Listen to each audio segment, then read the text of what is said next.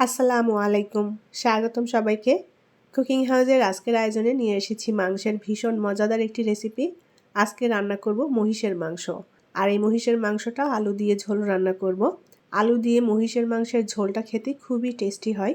খুবই সহজভাবে মহিষের মাংসের রান্নাটা আপনাদের সাথে শেয়ার করেছি, আশা করছি আপনাদের ভালো লাগবে। এখনও যারা চ্যানেলে নতুন, চ্যানেলটি সাবস্ক্রাইব করেননি, তারা প্লিজ আমার চ্যানেলটি সাবস্ক্রাইব করে নেবেন। রান্নার জন্য আমি এখানে মহিষের মাংসটা ছোট ছোট টুকরো করে কেটে নিয়েছি আর খুব ভালোভাবে ধুয়ে পানি ঝরিয়ে নিয়েছি।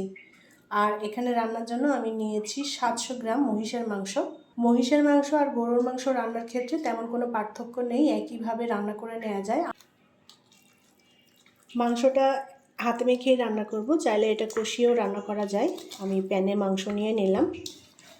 আর এখানে আমি হাড়, তেল, চর্বি সহই নিয়েছি মাংসটা। বড় সাইজের 2টা পেঁয়াজ একটু মোটা করে কেটে নিয়েছি। এখানে নিয়েছি আদা বাটা, রসুন বাটা এবং জিরা বাটা। 1 টেবিল চামচ করে নিয়েছি মশলাটা। আর এখানে নিয়েছি শুকনো মরিচের গুঁড়া, ধনিয়ার গুঁড়া, হলুদ গুঁড়া, লবণ, গরম মশলা। গরম মশলার মধ্যে জয়ফল, জয়ত্রী আছে। আর নিয়েছি রাঁধুনি। এই রাঁধুনি মশলাটা দেওয়ার কারণে মাংসের টেস্টটা কিন্তু অনেক বেড়ে যায়।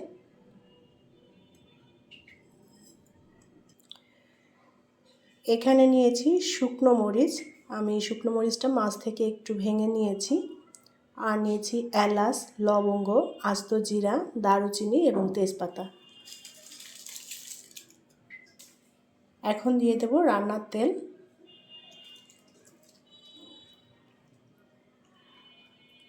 এখন সব কিছু একসাথে মেখে নেব। মশলার পরিমাণটা আজকে বলিনি, কারণ যে যতটা মাংস রান্না করতে চান সেভাবে মশলাটা অ্যাড করতে হবে। আর এখানে আমি মহিষের মাংস রান্না করছি। একই রেসিপি ফলো করে এখানে গরুর মাংস রান্না করে নেওয়া যাবে।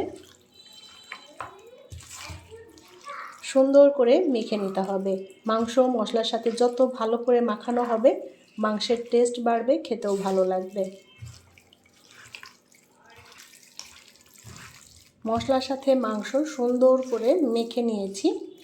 এখন এই মাংস আমি 20 মিনিট মতো রেস্টে রেখে দেব। হাতে যদি বেশি সময় থাকে তাহলে আর একটু বেশি সময় ধরে রেখে দেওয়া যাবে, এতে করে মাংসের মধ্যে মশলা মিশে যাবে ভালো করে। মাংস আমি 20 মিনিট রেস্টে রেখে দিয়েছিলাম, এভাবে ঢাকনা দিয়ে ঢেকে। প্যান ধরে চুলায় বসিয়ে দিয়েছি। এখন মাংসটা আমি কষিয়ে নেব। প্রথমে মাংসে এখনও কোনো পানি দেইনি, মাংস থেকে যে পানিটা বের হবে এই পানিতেই প্রথমে কষিয়ে নেব, তারপরে কিছুটা পানি অ্যাড করব মাংস সেদ্ধ হওয়ার জন্য। ঢেকে দিয়ে রান্না করে নেব।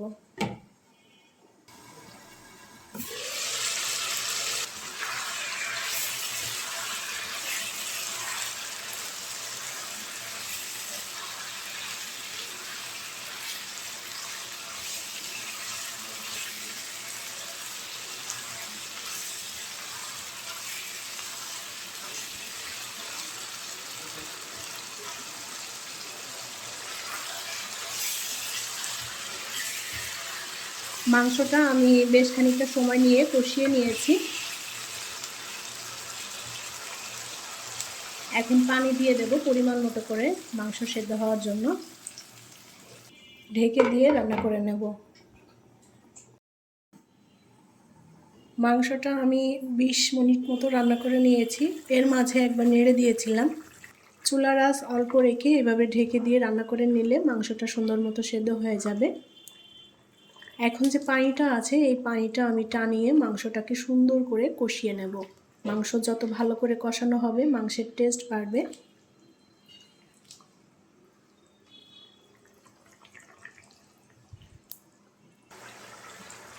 মাংসের মধ্যে এখন দিয়ে দেব আলু।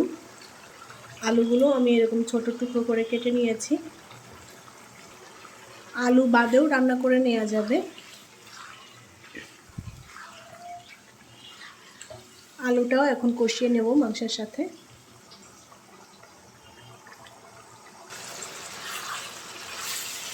আলু মাংস সুন্দর করে কষিয়ে নিয়েছি আর মশলা থেকে তেলটাও ছেড়ে দিয়েছে। এখন অল্প করে ঝোলের পানি দিয়ে দেব। ঝোল খুব বেশি রাখবো না, সেভাবে পানিটা দিয়ে দিয়েছি।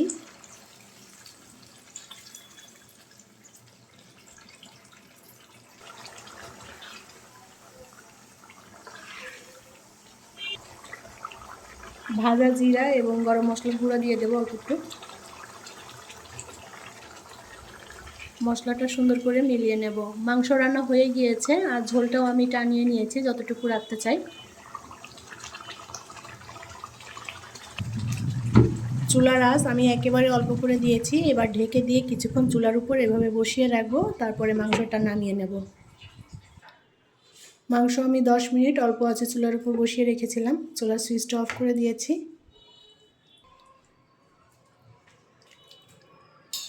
মাংসটা এখন নামিয়ে নিয়ে পরিবেশন করব। আলু দিয়ে মহিষের মাংসের এই ঝোল রান্নাটা রুটি, পরোটা, সাদা ভাত, পোলাও, খিচুড়ি সব কিছুর সাথেই পরিবেশন করা যায়। আশা করি ভালো লেগেছে আজকের রান্না। রেসিপিটি যদি ভালো লাগে তাহলে প্লিজ লাইক, কমেন্ট এবং শেয়ার করবেন। পরবর্তী রেসিপি দেখার আমন্ত্রণ জানিয়ে বিদায় নিচ্ছি। ভালো থাকবেন সবাই। আল্লাহ হাফেজ।